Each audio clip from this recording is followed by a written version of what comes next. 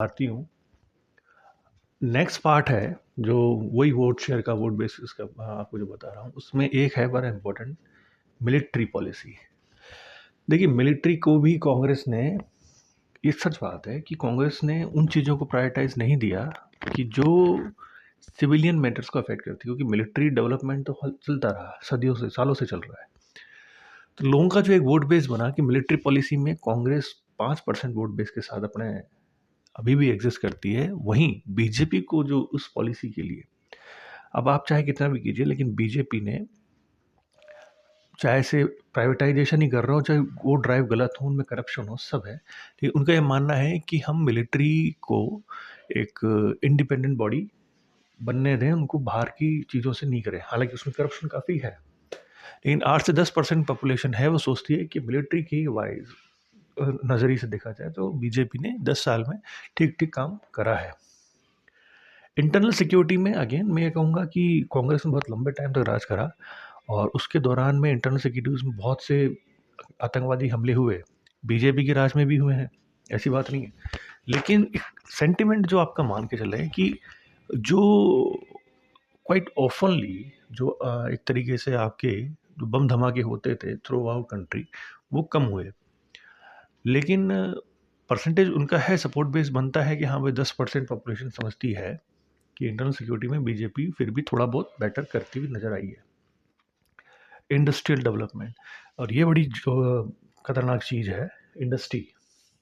इस फैक्टर में आप देखिए कि अब लोगों को ये लगता है कि कांग्रेस का जो डेवलपमेंट था वो लॉन्ग टर्म ओरिएंटेशन पर बेस था कि हम इंडस्ट्रीज में मैन्युफैक्चरिंग साइड को बढ़ाएं। लेकिन जैसे जैसे आप कोर मैन्युफैक्चरिंग सेक्टर के इनपुट्स को देखेंगे और वहाँ के जो लोगों से बात करेंगे और उनके इंटरव्यूज़ और ये सब यूट्यूब पे देखेंगे, आपको लगेगा कि इंडस्ट्री में आपकी असेंबली यूनिट हिंदुस्तान में बहुत डल रही हैं, लेकिन वो क्या है कि कोई फ़ायदे वाली बात नहीं है। आप लोगों को रोज़गार तो मिल जाएगा, और उन्हीं लोगों को मिलेगा जनरली ये लेंगे स्किल्ड लेबर फोर्स और सेमी स्किल्ड लेबर फोर्स, तो वो ठीक है, लोगों को कुछ को पैसा मिलेगा, लेकिन वो पैसा लॉन्ग लास्टिंग नहीं होगा। आपको कोर मैन्युफैक्चरिंग में एंटर करना है, लेकिन पिछले कुछ सालों में हुआ क्या है, कोर मैन्युफैक्चरिंग पे ध्यान नहीं दिया गया है। कुछ स्लोगन चिपका दिए गए, make in India, startup India, और ये दुनिया भर के, लेकिन उन स्लोगन से आपके कोई पॉलिसी नहीं बनती है।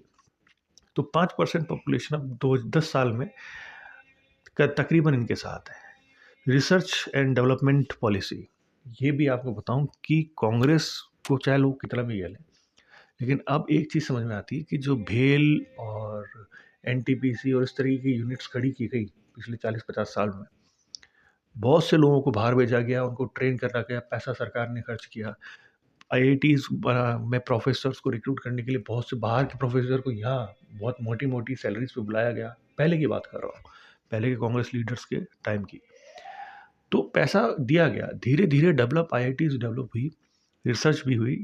रिसर्च के बेसिस पे हमारे यहाँ इसरो के अंदर बहुत से काम हुए जो हमारे सेल्फ मतलब रिलायंट रिसर्च की ओर हमें इंगित करते हैं, पैरामीटर्स को।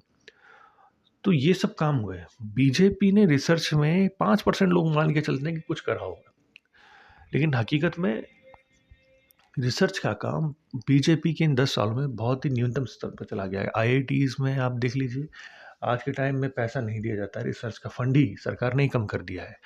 तो ये जो पॉलिसी है रिसर्च पर नहीं लगाने का पैसा, ये बड़ी खतरनाक है, क्योंकि चाइना आज रिसर्च ओरिएंटेड एक इंडस्ट्री डेवलप हो चुकी है। अमेरिका पहले से ही है, यूरोपियन कंट्रीज पहले से ही हैं। वो आपसे 20 साल आगे रिसर्च कर रहे हैं, आप 20 साल पीछे हैं, लेकिन इस पर बात ही नहीं होती है। लेकिन चलिए, फिर भी अभी भी टोटल पॉपुलेशन का करीब करीब 88% इन्हीं चीज़ों में इनका सपोर्ट कर रही है। बीजेपी उसमें अभी 74% है। तो मतलब कि अब सिर्फ बचे हुए 12% कौन सा फैक्टर है, और उसके लिए बचे हुए 26% कौन से फैक्टर नहीं, ये बड़ा रोमांचक होने वाला है। तो मेरे चैनल को सब्सक्राइब करिए। मैं आगे के इस एपिसोड में आपको, नेक्स्ट पार्ट में आपको बताऊंगा कि वो फैक्टर्स क्या हो सकते हैं। और मैं आपको ये दोबारा कहूँगा कि ये अनुमानित हैं, ये मेरे खुद के हैं, और ऐसा कोई स्टडी नहीं की गई है। बस ये है कि जनरली मैं एक फ्रेगमेंटेशन कर रहा हूँ अलग बहुत से फैक्टर्स को लेके, और आप लोग अपनी इसमें राय दे सकते हैं। तो चैनल सब्सक्राइब करने के साथ साथ इसको शेयर भी कीजिए। जय हिंद, जय भारत। जो 100% जो पॉपुलेशन का सपोर्ट है उनके बारे में आपको पता चलेगा। ये न्यूज़ एंड मीडिया कंट्रोल और फ्रीडम, इसके बारे में बात करें तो कांग्रेस के टाइम पर भी फ्रीडम लिमिटेड थी, लेकिन थोड़ी ज़्यादा थी।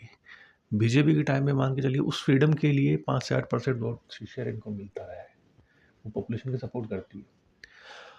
वहीं बीजेपी की बात करें तो फ्रीडम के मामले में ये बड़े कमज़ोर साबित हुए, ये फ्री रहने नहीं दिया इन्होंने।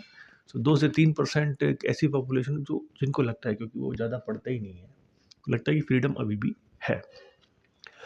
फॉरेन रिलेशंस में, क्योंकि कांग्रेस का इतिहास जो रहा है वो बहुत लंबा रहा है, और फॉरेन रिलेशंस जो कांग्रेस ने सेट करे और जिस तरीके से उसने एक नॉन अलाइनमेंट मूवमेंट चलाया, तो उसके बाद एक 5% का वोट बेस है जो हमेशा उनको करता है कि कांग्रेस ने रिलेशन अच्छे बनाए।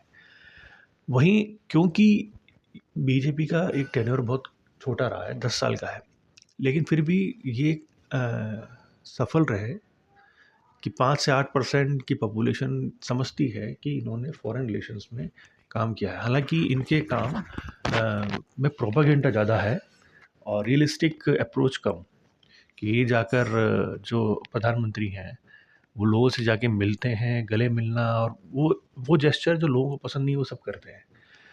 तो ठीक है, अभी ट्रम्प का इंडिया का चल ही रहा है, और जिस तरीके से पिछले कुछ सालों में जो छवि है प्रधानमंत्री की वो धूमिल हुई, क्योंकि उनका पर्सोना वो अपने आप को जिस तरीके से डिस्प्ले करना चाहते हैं वो लोगों को अनकंफर्टेबल करता है। लेकिन ठीक है, कुछ लोगों को अभी भी लगता है कि हम सही रास्ते में हैं।